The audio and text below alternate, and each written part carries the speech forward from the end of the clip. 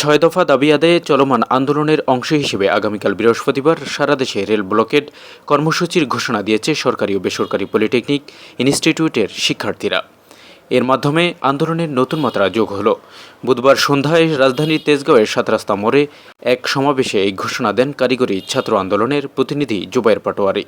এ সময় তিনি জানান, আজকের মতো সড়ক অবরোধ কর্মসূচি প্রত্যাহার করা হয়েছে, তবে আন্দোলন থেমে নেই। এবার সারা দেশব্যাপী রেল যোগাযোগ ব্যবস্থা অবরোধের প্রস্তুতি নিচ্ছেন শিক্ষার্থীরা। তিনি বলেন, কারিগরি শিক্ষা অধিদপ্তরের মহাপরিচালক সোয়াইব আহমেদ খান, ঢাকা পলিটেকনিকের অধ্যক্ষ সহ সংশ্লিষ্টদের সঙ্গে আমাদের বৈঠক হয়েছে, তবে বৈঠকে আমরা একমত হতে পারিনি।